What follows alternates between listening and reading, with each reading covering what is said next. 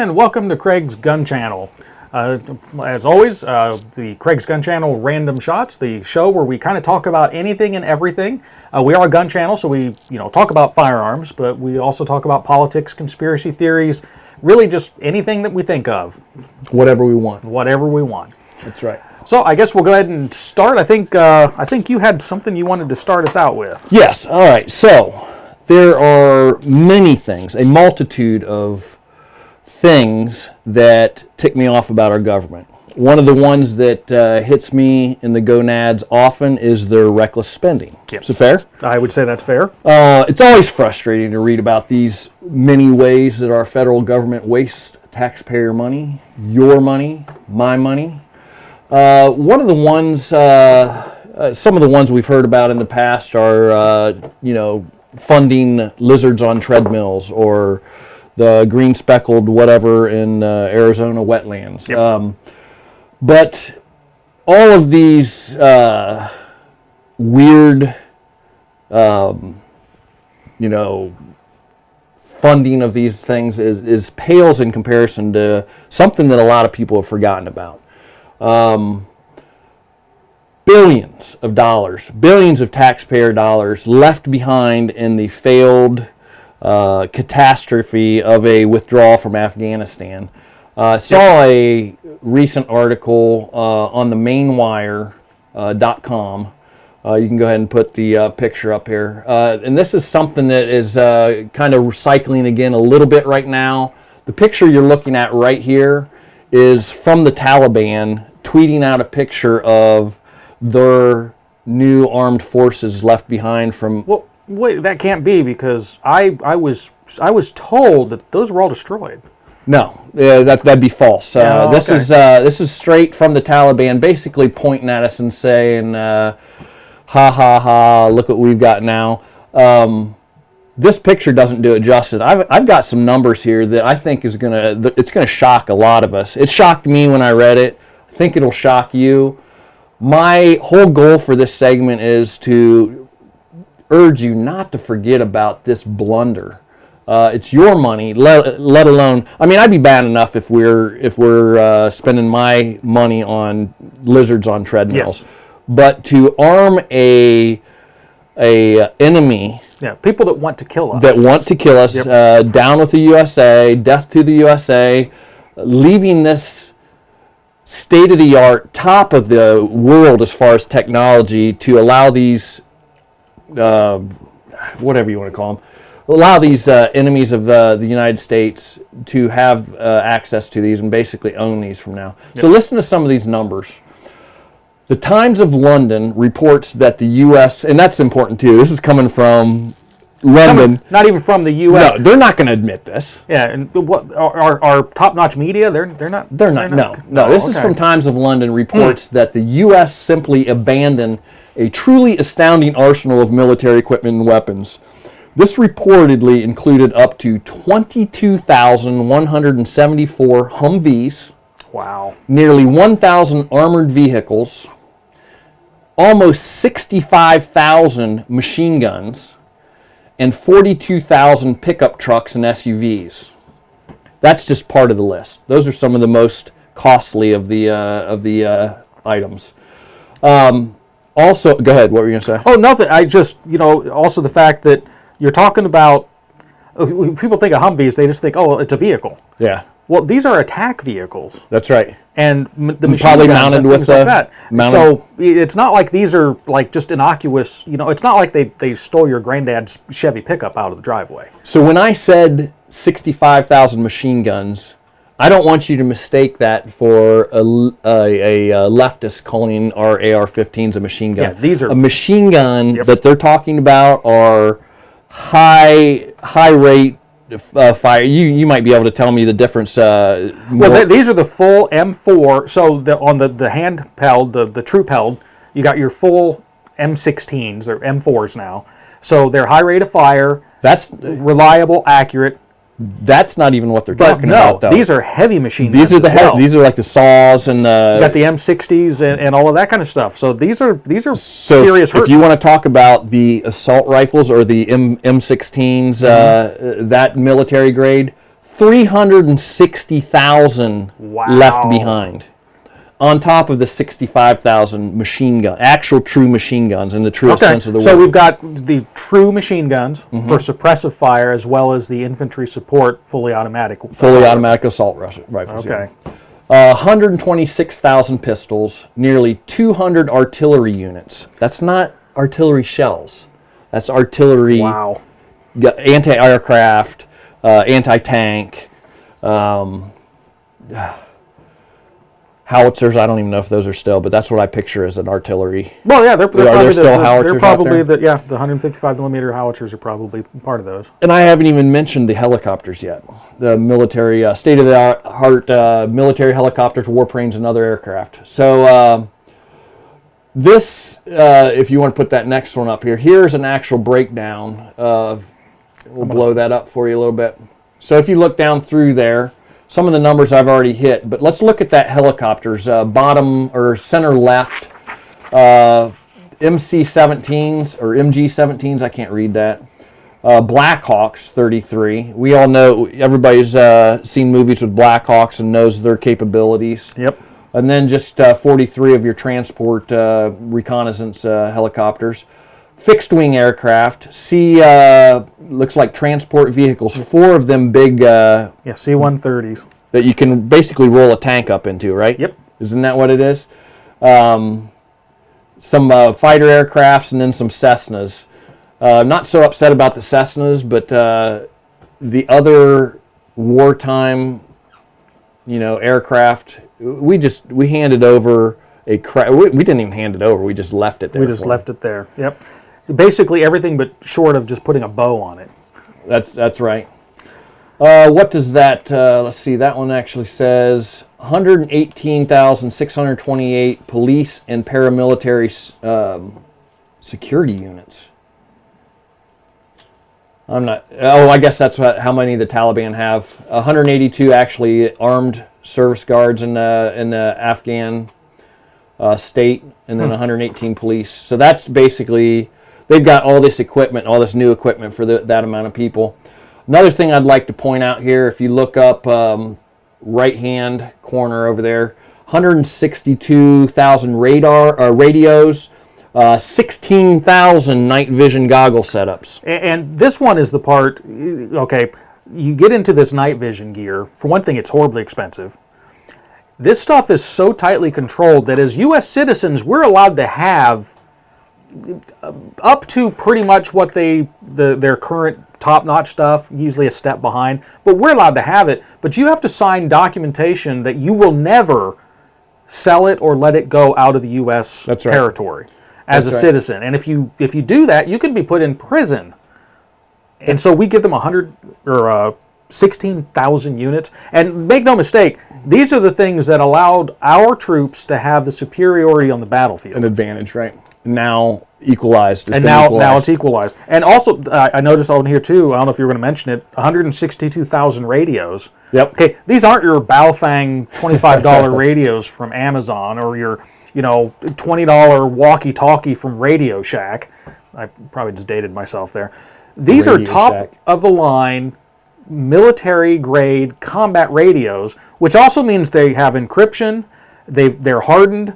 So essentially, we've given them a backdoor into our communications capabilities. Right. So reverse engineer, whatever. So now we've caught them up. Yeah. Not to mention now they can use that for communicating if there was some sort of skirmish in the Middle East again, God forbid. Yep. But before they were using goats to send their notes from... Or they were using like Baofeng radios. Right. I mean, they were going to Amazon and buying some of that, the cheap stuff. Now they've got the same top-end, top-notch, long-range, encrypted stuff that not only can they communicate with themselves very well, they can listen in on us. Just to give you an idea of where this takes the Taliban from the Stone Age, the cave dweller fighters, who did a good job, I guess, defending with what they had. But now it takes them to a point where they have more Black Hawk helicopters than 85% of the countries in the world. So it just took them from having basically no helicopters they're catapulted up there only to be bested by maybe the U.S. now, Russia, China, France, England, maybe a couple of those. Actually, they might have more than maybe France or England. Maybe, but that's to give you an idea how much loot we left behind because of Biden's failed evacuation. Now, let me go as far as I believe that we should have left Afghanistan. Yes, but in a smart way. And this, yes, we shouldn't have done this whole little. Honestly. Okay, I'm just going to go out there. Now, welcome to the conspiracy side of the program. I think this was done intentionally on purpose as some type of a payoff. Because any other type of withdrawal, the large equipment would have been truly destroyed. Bagram, or it would have been taken out of Bagram on these military transports. Yes. Or destroyed. Or destroyed. All the smaller equipment, the radios, the night vision gear, all of that stuff should have been brought back or destroyed. They did neither. They left it all. And their cover story or cover-up was, well, Trump set the date. Well, the last I heard, Biden won the presidency, so he's allowed to change the date. That's right. And you don't just go by a date and then say, oh, look, it's that date. Let's everyone grab your suitcase. We're going home. Yeah. I mean, you got to do this with some kind of intelligence. Organization, right? Or organization. So, and not to, I don't know if you were going to mention it. Let's not forget, people died. Well, that's a good segue because I was going there. So we had people inside Afghanistan that were helping the cause, right? Informants, people that were working with us to reach our set goals. Yep. Afghans. So now the Taliban we left also behind all the retinal scan biometric devices that has all the fingerprints, the data, and the names, information, biographical information of all the Afghans who helped us and were on our side for the last 20 years. What do you think that does for our geopolitical reputation? Next time we get ourselves involved in a situation like, is there anybody in their right mind that's going to offer up assistance to us? Nope. The people who might even want to help are going to be afraid, rightfully so. History. Just look at history, and there is no upside to helping the U.S. now. I mean, because we're setting this groundwork and this track record of failure, and don't get me wrong, it's not a failure that we left Afghanistan. I wouldn't even say it's a failure that the Taliban took control. Because let's be honest, they were there before we were there. They only left because we beat them into submission. Right. It doesn't take a huge leap to think that they were going to more than likely come back. So I don't consider that the failure. The failure was how we did it and the fact that we didn't protect the people that did help us, because a lot of those people that help us now, a lot of them have been hunted down and have been killed or disappeared in other fashion.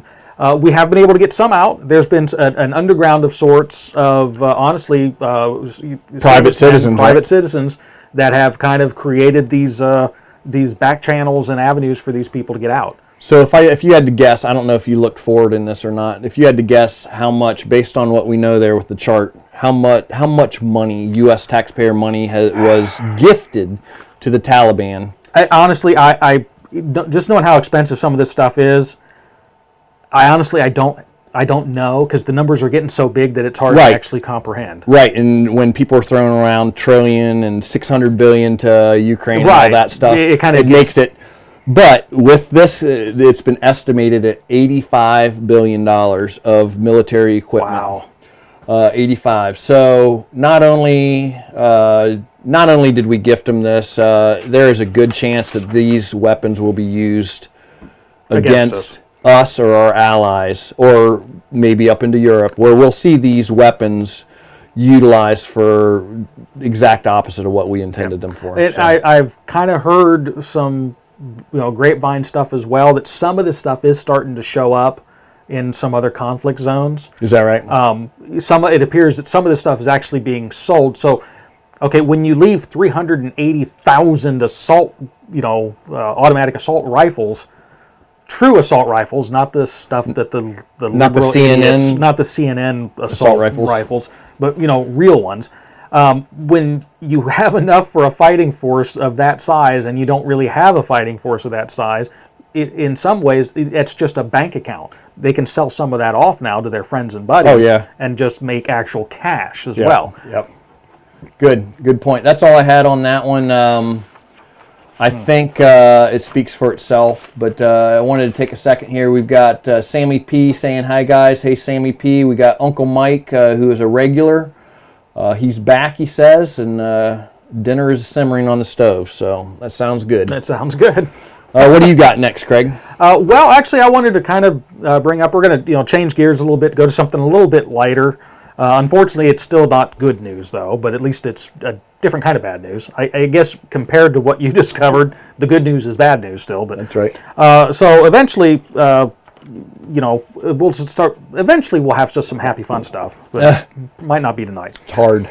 But anyway, back in November of 2019, earlier on the channel, I released a video on the Beretta M922, and it's that pistol right there. As a brief refresher, it's a full-scale replica of the 9mm Beretta M9.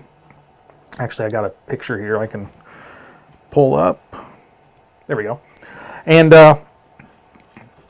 it's basically a full-size, full-scale of the Beretta M9 or the 92FS series of 9mm pistols. It's just in 22 long rifle. The magazine capacity is 15 rounds. There again, the same as the standard capacity 9mm. So it operates in field strips pretty much essentially the same way as the 9mm one.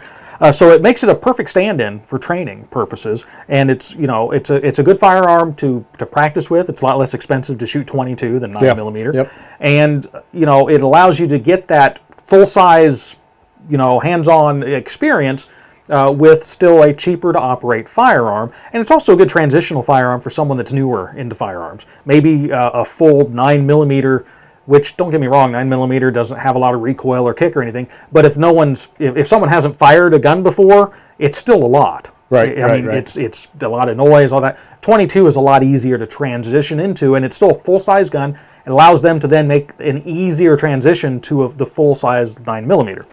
So I was very happy with the gun. Beretta outsourced the manufacture of the pistol to Umarex of Germany, and overall it seemed to be a great firearm, and I said as much back then.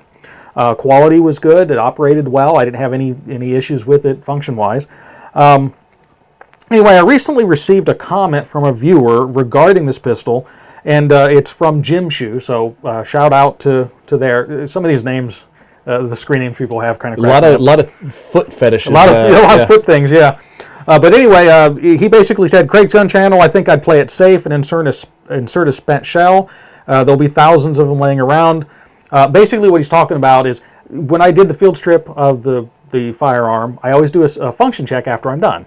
And it's a 22 long rifle, so it's, the function check, you cock it back, you pull the trigger, make sure everything works. Some people completely freak out about that. Dry firing a gun, they go completely nuts.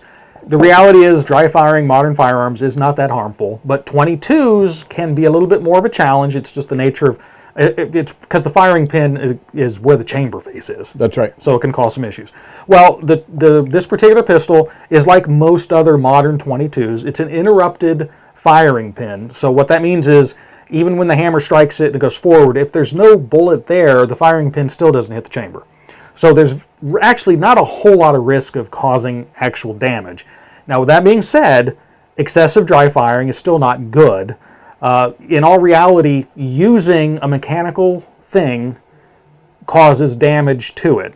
I mean, it's rare. Repetitive use will cause repetitive damage. So you want to try to minimize that as much as possible. So I normally don't worry about it, but they were saying that they would still want to play it safe, and they had a reason. They said, I'm told if you harm your firing pin, it's next to impossible to get another one. So that got me to thinking, so I did some checking. And let me just flip through some of this. Let me pull this up full size here so people can see it. I did some research online, and I found some things here. Don't buy, repair parts are no longer available. This is a good gun, except that parts are not available. Broken firing pin, no replacements available or discontinued. I'm seeing a pattern here. Safety lever, basically it broke, and they couldn't get a replacement part. This is a firing pin where you used to be able to get it, discontinued. So there's a definite theme here. And essentially, I couldn't find any place where you could actually find replacement parts for this firearm. So while I don't necessarily worry too much about causing damage just from dry firing it, the reality is all firearms can and will break at some point. And right now, you just cannot get parts for this. And the few places I found where parts were available, it was a limited selection of parts, and almost always they were restricted to sales to licensed FFLs or gunsmiths only. Which, okay, I understand why they do that. There's liability reasons. You know, if you, like with a firing pin, if you really mess up installing it, it could cause the firearm to become unsafe or inoperable. I say as much in all my videos. You know, so if you're not really comfortable working on stuff, you probably should take it to a qualified gunsmith. But here's the problem. The parts are just not available. So if anything happens to that pistol, it's going to be very expensive to have it fixed. So it's for those reasons that as much as I like the gun, if you don't have, and they're still for sale. I found several places, whereas I couldn't find parts, I found lots of places where you could still buy the gun. I would recommend at this point that you do not buy one because of that parts issue. I also would say that if you have one, just be aware that if you use it and something breaks, it could be really expensive for you to fix. Now, like in my case, worst case, I could make a firing pin, so I'm not horribly worried about it. However, this is still, it's at the end of the day, it's still a 22 pistol that's meant for low-cost shooting. I have lots of 22 pistols that I can just readily get parts for. What's this gun cost new? Suggested retails around $450 to $500. The street price is $350-ish. Okay. So yeah, it's not a cheap firearm. I actually did see some as cheap as like around $289 in a couple of places. You know, you can always, no matter where you look, you'll find something cheaper than what you paid for it. Right. But at this point, I'm probably not going to keep that one.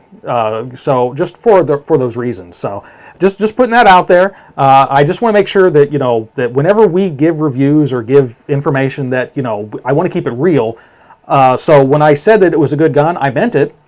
And now when I say I wouldn't buy one, I mean that. Well, that's a determining factor on anything you buy, guns or anything. Yep. Can you get the repair parts? Can you get the parts? If your car is a great car, but you can't get a radiator hose for it anymore, it's kind of, you know, it turns it into an expensive, inoperable work of art. It's a determining factor on the quality of the gun itself, is if you can get repair parts for it. Yep. So, no, I agree. Just to put this out there too, I went so far as I've even sent emails directly to Umarex, to not even to Beretta, because Beretta don't list the parts and stuff either.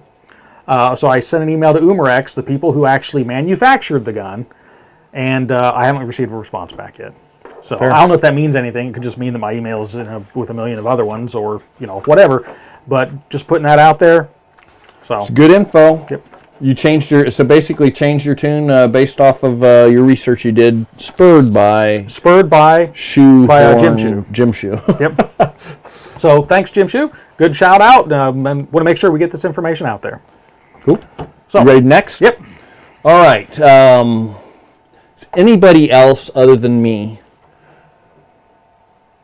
chuckle yet disgusted at the lack of knowledge in the whole battle of anti-AR-15 versus Pro 2A?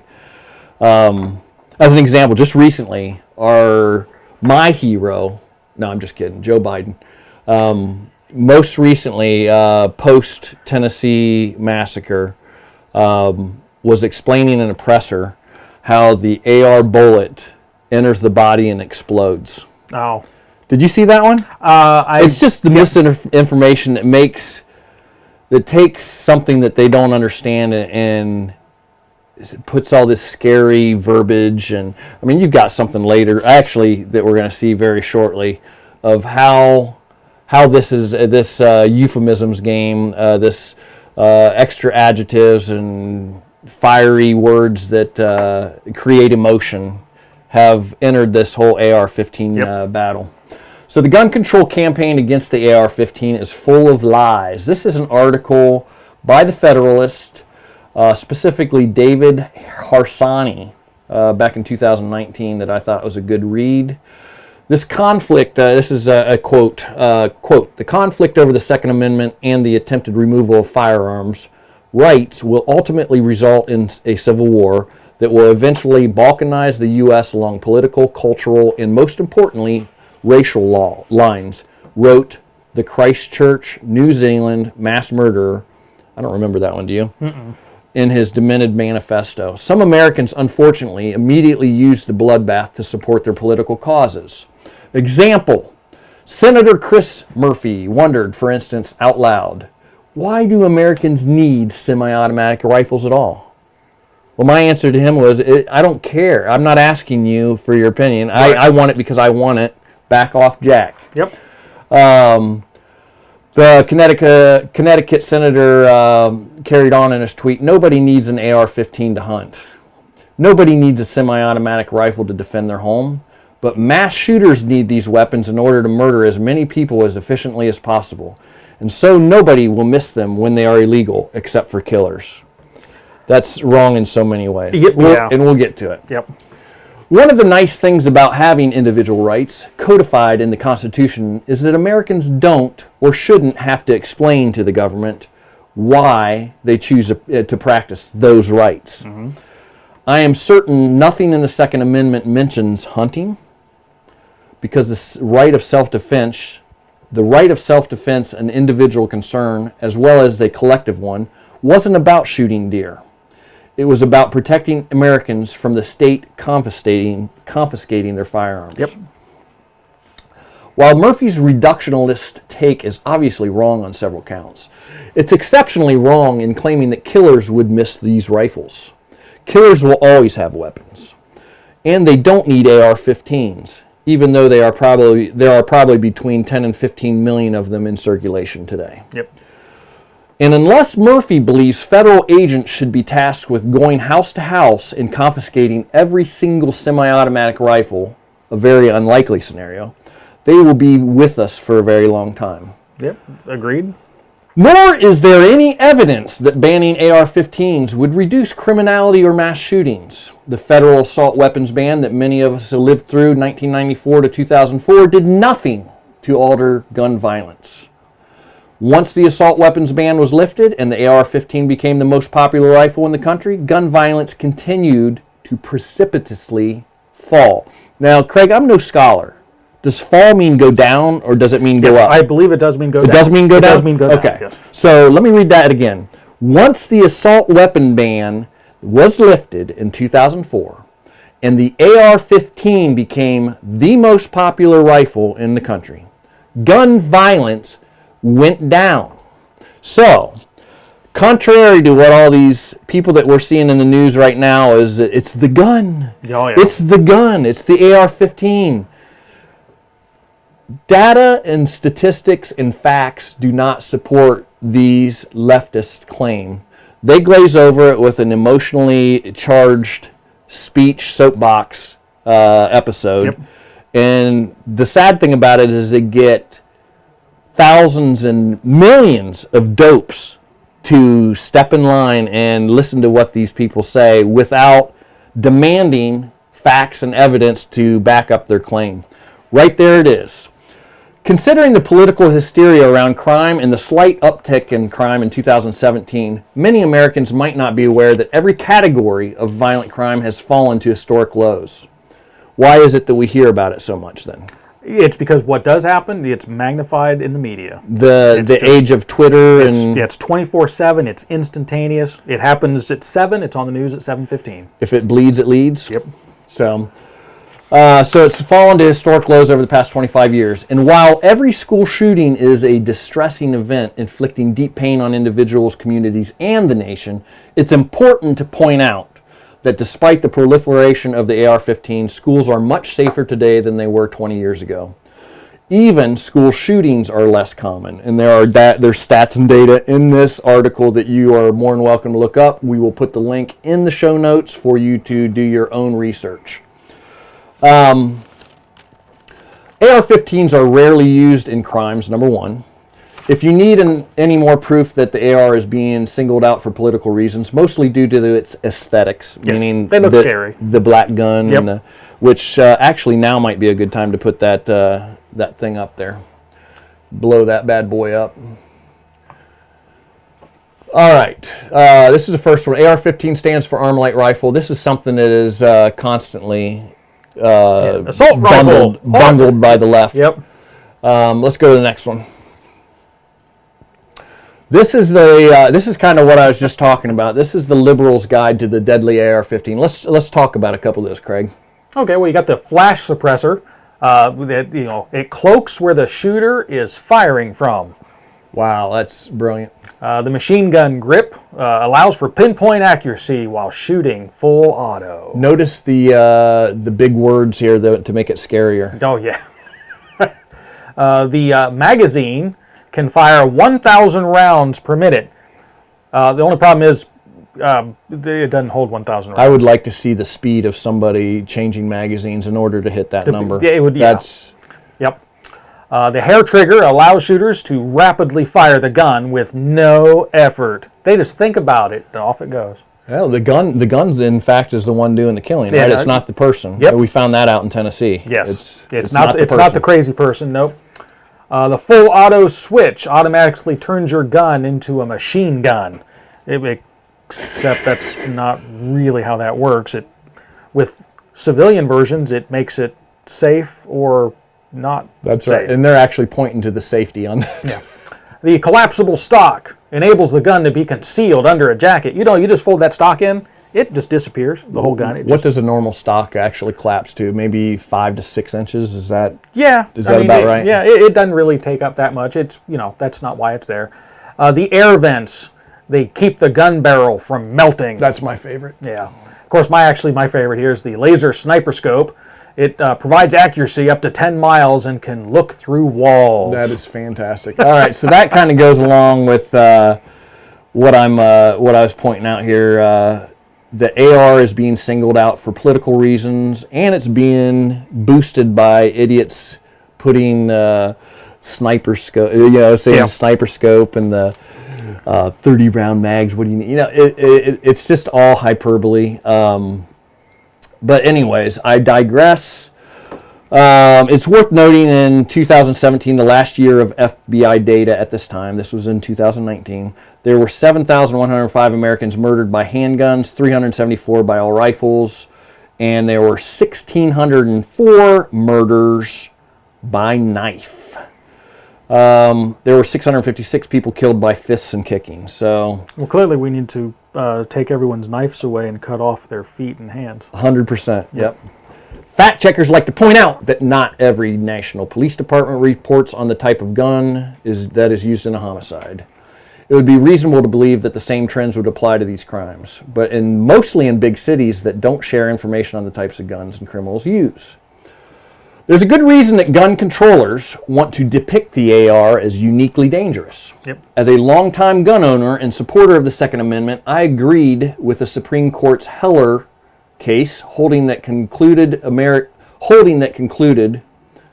had the right to keep and bear arms, but the constitutional protection did not and will not extend to guns designed for weapons. That's one of their favorite ones right now. Yes. Weapons of war. Weapons of war. That just shows the disconnect between reality. They really have no idea what they're talking about. Not a clue.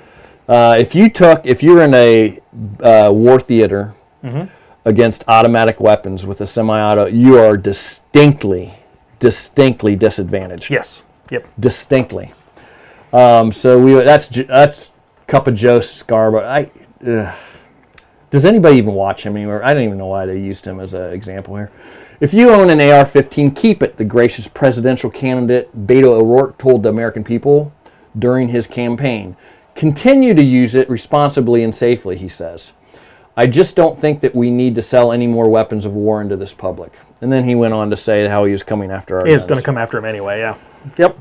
There are two major problems with these talking points. One, no matter how many times gun controllers refer to the AR-15 as a weapon of war, it will still be historically and mechanically incorrect. We already talked about this. I'm going to skip ahead. Of course, every gun from the musket to the rifle to the revolver to the semi-automatic handgun was once used or developed into a weapon of war. In the end, every gun is designed to kill, otherwise it would be worthless. And if any weapon that kills can be categorized as a weapon of war, then the AR will have some stiff competition.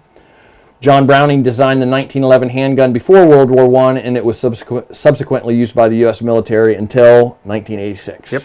Still one of the most popular designed handguns of all time. Yes, and actually still in use. Absolutely. I mean, even by the military, there are some. Are they still as a sidearm? Yep. All right, so on down here, using the phrase "weapon of war" is just a pretext in the District of Columbia versus Heller. The AR-15. Let's see here. I wanted to get to this down here. Here we go. They point out that handguns for the purpose of home protection, and I guess bolt-action hunting rifles is okay, but this is clearly untrue. The Heller decision found that the Second Amendment was an individual right to keep and bear arms for any lawful purpose, not merely home protection or hunting.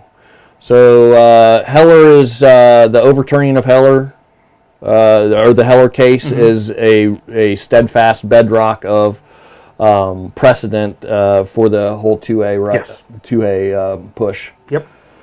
Gun restriction is focused on the AR-15 because it looks like a military weapon. Once stripped of emotion, however, the argument against ARs, which feature the same mechanics as other firearms, they just look scary. Yep. Is that they work better. There will always be a gun that works better than other guns. The focus on the AR is merely part of an incremental push towards a broader banning of guns. Yep. So that's a little bit. Did you have another one you wanted to put up there, or did we already see it? No, I kind of flipped it through. I mean, this picture here kind of illustrates it, though. Those two firearms, as far as the actual mechanism and the firearm itself, they're exactly the same. Identical. They both shoot the 5.56 round, which, contrary to popular belief, will not cut you in half if you get shot by it. And have you seen those posters where they show a whole AR-15 blows a hole in you this big? I mean, I'll just go ahead and put the nasty little truth, which in some ways is even worse. The 5.56 round that the AR-15 shoots, it's an intermediate cartridge, which means it's not a high-power rifle cartridge. It's an intermediate cartridge. There's a bunch of reasons for that. The number one being it weighs less and still provides enough lethality to be effective at the operational ranges that most combat was occurring. So why do that? Well, because it weighs less, a soldier can carry more. It's a 2-for-1. 2 rounds of 5.56 to 1 round of 30-06, which is what we used prior. So it's not as high power, and in fact it was designed specifically to wound, because a wounded soldier takes 2 people out of the fight, as opposed to a dead soldier, which only takes the dead soldier out of the fight. I gotcha, yeah. So, contrary to popular belief, it is not the most deadly firearm around. It definitely doesn't weigh as much as 10 moving boxes. Is that one of their things? Oh, yeah. It's just, these people are just retarded. And some of the, honestly, some of the stuff that they, in prior bans of assault weapons, they would go down to this list of design characteristics, one of which was the bayonet lug. Now, I'll go so far as to say there have been some AR-15s that have been used in crime. Actually, sadly, there was a recent episode, as we're all aware of. To my knowledge, and if someone knows of one, please let me know, because I would be really interested. No one has ever, except on a battlefield, affixed a bayonet to their rifle to commit a crime. So the stuff that they point out that they want to make evil, they're just the little things that at the end of the day don't matter, but if they put it on a list, they can ban a firearm, and their goal is to ban a firearm. Once they ban that one, then they'll come up with a list to be able to ban the next one, and then the next one. I was about ready to say that left would be fine with banning the top one and leaving the bottom one, but that's not true. Not true. That's right. So they're looking for that first foot inside the door of where we're going to let them do this to us, and then the end game is no guns. The end game is no guns. Every once in a while they screw up and they say it out loud. They'll say something like, well, we need common sense firearm, similar to like Australia or New Zealand. Oh, good point. Thank you. That was my next thing. Oh, okay. So they actually, those quacks on The View were using Australia and New Zealand as examples. Yep. It's been done before, so we can do this. We can ban guns. I forget if it's Joy Behar or Whoopi crap, whatever her name is. But anyways, they're using them as an example. They've done it successfully in Australia. They've done it successfully in New Zealand. But what they don't tell you is there are actually statistically from government agency inside Australia, there are more guns today in Australia than there were when they actually had that buyback program. So it was not effective as far as their goals. It's effective for the 2A that now they're back bigger and better than before. So, but the point is they can't use Australia as a successful disarming of a community because it's not true. Because it's not true. Yep. New Zealand was. New Zealand actually did take away, just like Australia did. They took away all the guns in New Zealand, but now there is all kinds of writing going on about New Zealand. Is the only people that have guns are who? The criminals. The criminals. There it is. So actually, Joy and Whoopi, you can actually tell the truth in the two instances recently where they did take guns away from Australia and New Zealand were distinct failures. Yep. In what they were trying to achieve. So. And at the end of the day, the criminals will still have them because criminals don't follow the law. That's what the definition of criminal is. So all you're doing is you're disarming the non-criminal public. That's right. And that's they're okay with that. They're okay with that as long as they want to hurt us. They want their goal isn't our safety. Nope. They want control. They want control. Yep. All right, let's move on to the other one. What's your next segment? Okay. Well, there again, I was originally on this next segment because last week we did a segment called "Do you live in a murder zone?" which was a little bit depressing. So I thought, well, okay, let's do something maybe a little bit more upbeat. So I did a little bit of research and I found something on here, some statistics, and it goes, oh, well, that looks good. I could dry section and be a little bit more upbeat. But then as I kept to dig deeper, into it, okay, it didn't end out that way. So violent crime seems like it's becoming a huge issue, right? But is it really? I mean, actually, you watch the news now and, violent crime, there's this crime wave, and that's what they always say right before then is followed up with and that's why we've got to take the guns away. But as of 2021, the national violent crime rate is around 400 incidents per 100,000. Now, we're talking about just violent crime now. We're not talking about, murder's in that, because that's a violent crime. But, so is rape, assault, all that kind of stuff. Anything defined as a violent crime is put into this bucket. So the national violent crime rate is right around 400 incidents per 100,000 people. Now, that might sound like a lot. And we hear about crime all the time. But here's the reality. The overall national crime rate has been on an overall downward trend, you mentioned that just a little bit ago, since the 1990s. And let me pull up. But if it's going down, Craig, they can't utilize it to inflict fear and get people to vote the way they want to. True. Right? It's hard to really instill fear when you're tell everyone that, things are getting better. That's kind of the wrong message. Yep. So let me bring this picture up here. This is the actual overall violent crime rate.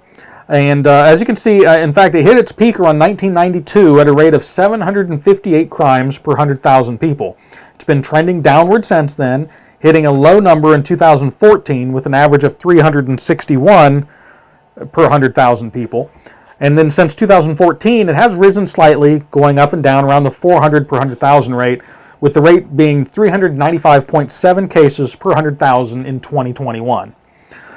And this is where I thought it might be more upbeat, because overall the crime rate's been dropping, and we're at, we're not at the lowest point, but we're not that much higher, so it seems to be at a good point. Okay.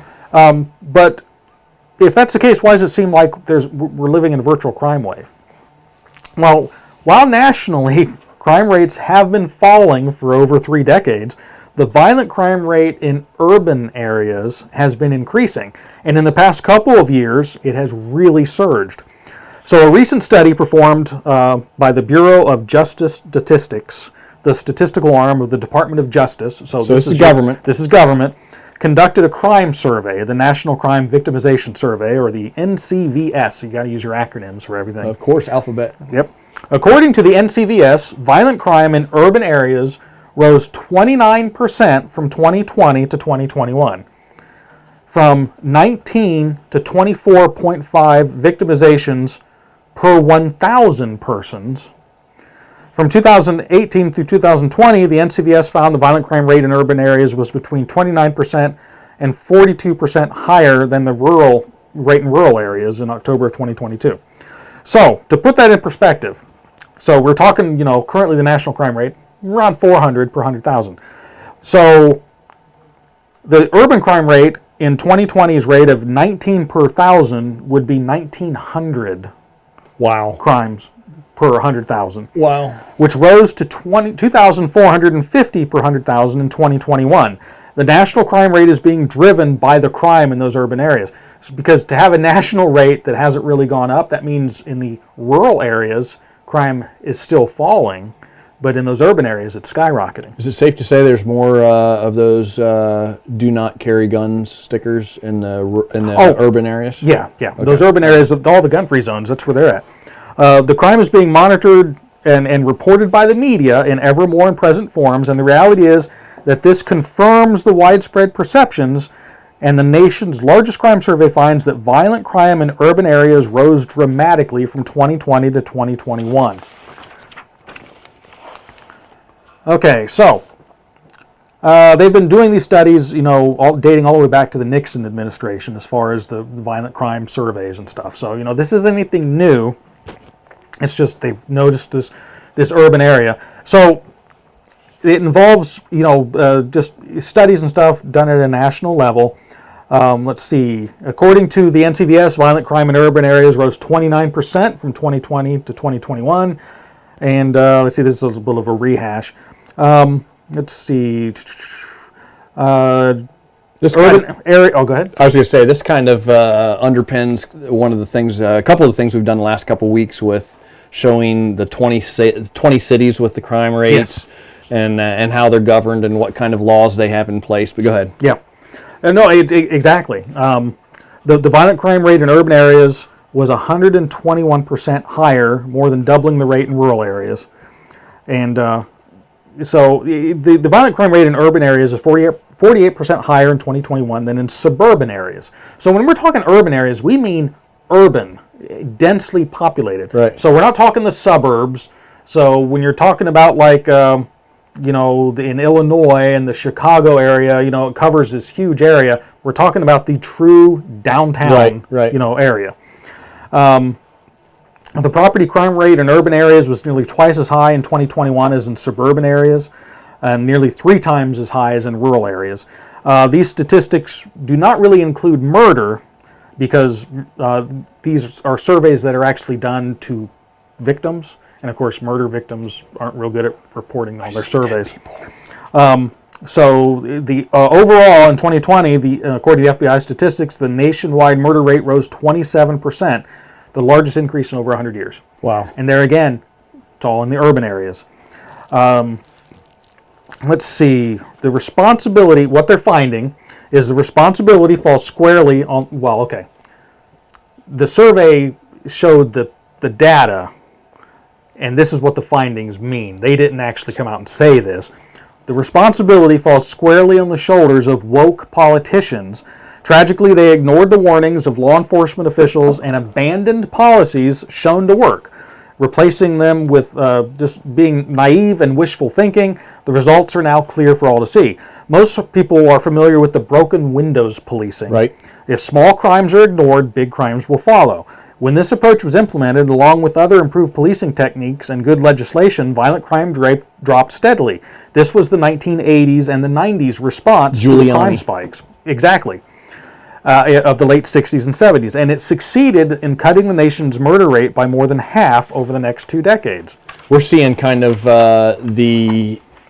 that in play now since that New York City AG Twinkies. I can't remember the dude's name. I can't remember it either. But when he was running for election, he said he was going to stop having bail and stop prosecuting this list of 10, 15 different crimes, And like a lot of them- shoplifting, prostitution. Some of them were small crimes. Some of them were violent crimes. So assault was one of the ones. Is that right? Yeah. And so with the studies of, and I wish I had this graph to show you, but some of the stuff just since he's been in office, broadcasting that and running on that and letting people run through the doors, in the front door, out the back door when they get picked up, not getting prosecuted, the crime rates, not just the petty crimes and the misdemeanors, but the violent crimes. The murder rate is through the roof in New York. Yep. The rapes and the assaults and the muggings, all that stuff has gone through the roof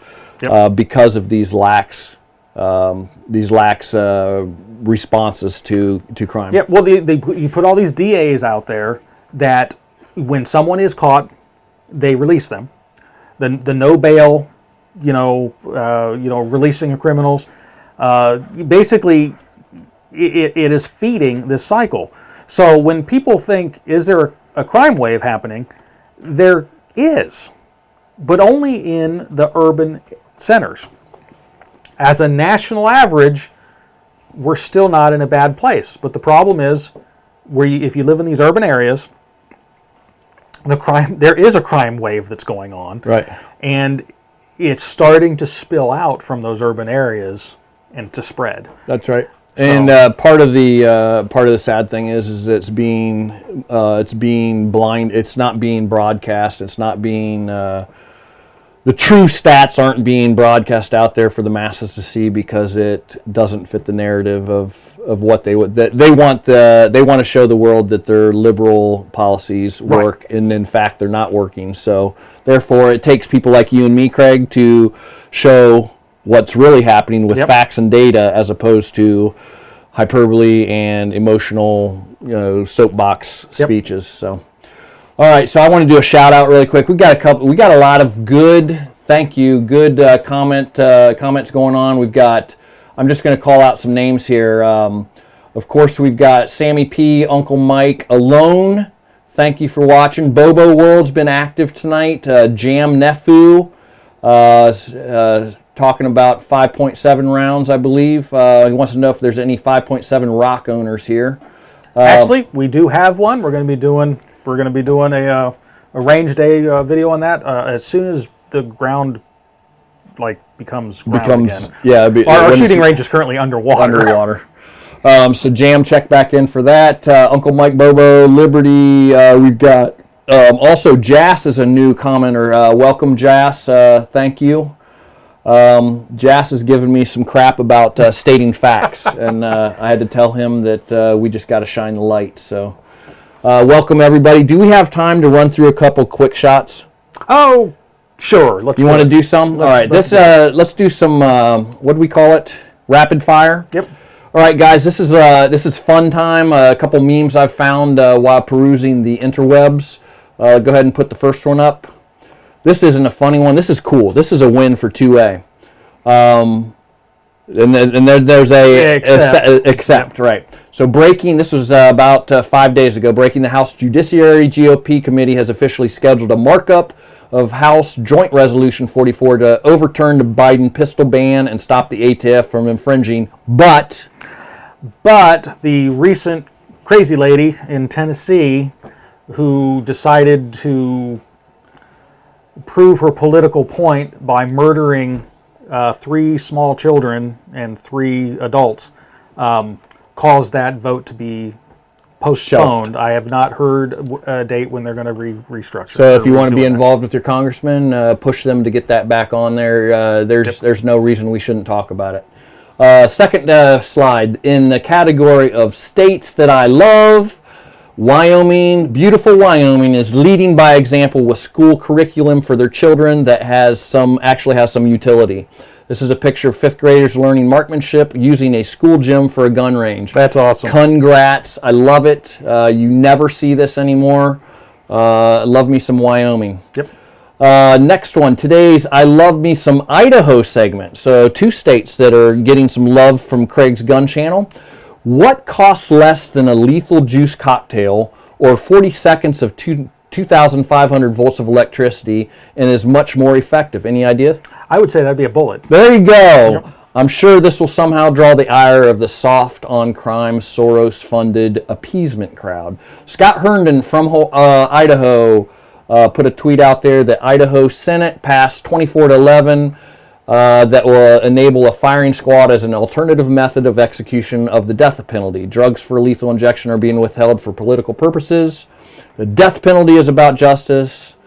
This Scott Herndon dude I've never heard of, but good on you and good on Idaho. I think that that is now if we can get rid of the 40 years of appeals and I mean their appeal process is important. The appeal process is an important but if part. that's guilty, let's just take care of business. Yep. If there's a shadow or beyond a shadow of a doubt. Next one is, let's see, hat tip. A lot of you guys may follow Cat Turd on Twitter. This guy spits the truth constantly. How do they get so many dopes to believe them is the title of this one. Democrat Policies 101. Number 1, create a problem that does not exist, like global warming. Number 2, use fake scientists, fake news, fake data, and another to support your hoax. Number 3, use over-the-top fear tactics. We talked about that, Craig, to scare people into believing it. The earth is going to end in 12 years, and all the cities will be underwater in 5 years if we don't act now. I think it's we've talked about that before, that 12 years just keeps recycling. They keep resetting that, yeah. Use your fake news propagandists, this is number 4, to amplify the fear. That is very true. Number 5, use your fact checkers on the left-owned social media platforms to ban anyone who tells the truth. Number 6, demonize the truth tellers. I think we saw that all. Demonize may also include kicking you off or canceling or silencing, shadow banning, etc. Number 7, rake in trillions of dollars on the hoax that doesn't exist so you and your friends can get filthy rich and gain power. So this one was called Cat Turd Spitting the Truth. I think we can all agree that that is truth. Next one. Remember the old warning label that used to say, known to cause cancer in California? Do you remember seeing it? Yep. It's like, why does it cause cancer in California? Not.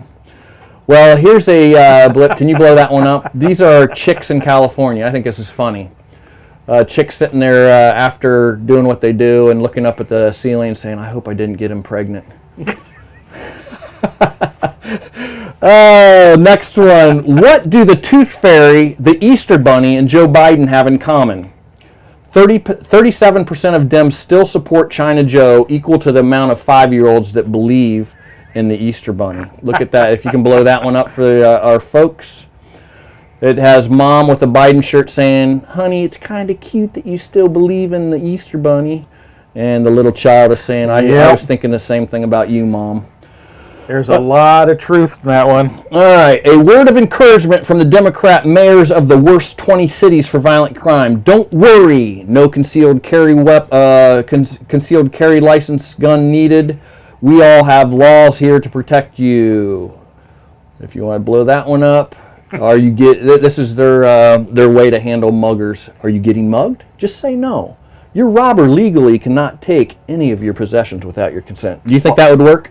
Yeah, that sounds easy. I think we should all do that. It's U.S. Penal Code Section 213, blah, blah, blah, blah, blah, blah, blah. All right, we have seen a lot. We have seen the beta trial and it works, meaning Elon Musk cut 90% of Twitter staff and it works great. Should we try that with government next? I vote yes. I say yes as well. That Get would be on awesome. it now. All right, so next one. Such effort in order to appear virtuous, only to self-own. A Dr. Eli David on Twitter shows a picture of his paper straw and plastic, in a plastic wrap, the green movement in a single photo. Anybody see a problem with that? Yeah, well, it seems a little contrary, maybe. All right, next one. When you don't want to debate the facts, when you don't want to admit you're wrong, you can always. Pessimist says the glass is half empty. Optimist says the glass is half full. Leftist says the water is racist. Clearly, that has to be the truth. Yep.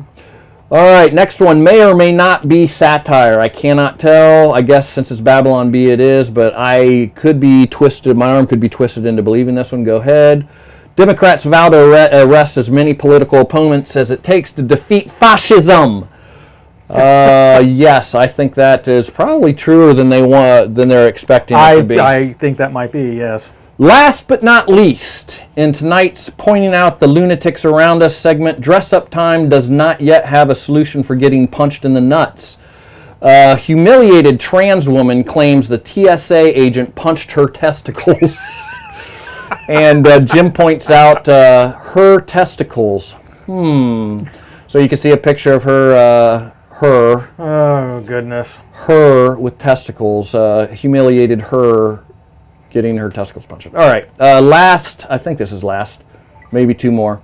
Just pop this one up here. This is our favorite broad, Greta, in 2065, saying that we only have 10 years left to save the world. Recycle it. That looks like what I picture her looking like in 40 years. Matt Gates, one of my faves. Dems will move on guns by declaring fire. I see this happening. They'll move on guns by declaring firearm violence a public health emergency. Do you remember what they did for SARS COVID-19? Oh, yeah. Yep. Public health emergency? And, you know, they're starting to more and more kind of use this type of language. Yes. Saying that, you know, it's a crisis. It's a public health What emergency. does a crisis get? What does that do for the government? Well, it allows them to step in and do whatever needs to be done. It gives them basically never allow a crisis, you know, go. Martial law almost. Yep. Your rights go away. Yep. We've got to do this as a community to stop the curve, or Yep. what's it? Flatten the curve. Flatten the curve. Yeah. All right, that's all I got, boss. Sounds good. I like it. So I guess we'll go ahead and wrap up there. As always, we appreciate your comments. We have any more here that? Yeah, my daughter and my two grandsons are watching us tonight. Nash and Silas, Natalie, love you. Thank you. We've got Jas again commenting. Uncle Mike. Uncle Mike is the bomb on here. He usually takes the cake. So, all right, guys. Thank you very much. Yeah, appreciate it as always. And as always, if you like the program, make sure you subscribe so you continue to get see notifications.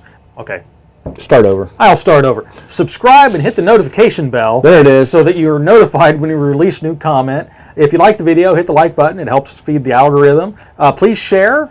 That also helps feed the algorithm. If you think we're the stupidest people you've ever met and you just want to turn us into a drinking game, that's fine too. Share with all your friends. You know, I don't really care. It just share us. We're trying to beat the YouTube algorithm to try to get some traction, get moving on this.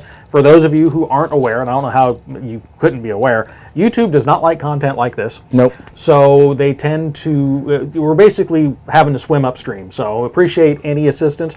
And I another shout out to Uncle Mike. He's been tearing it up with that, helping us out. So appreciate that. I hope to see all of you that were here tonight in the chat next week, Thursday at 8 Thursday p.m. at 8 o'clock Eastern Central Time. There you go. All right, guys. So until then, as always, stay safe. Peace.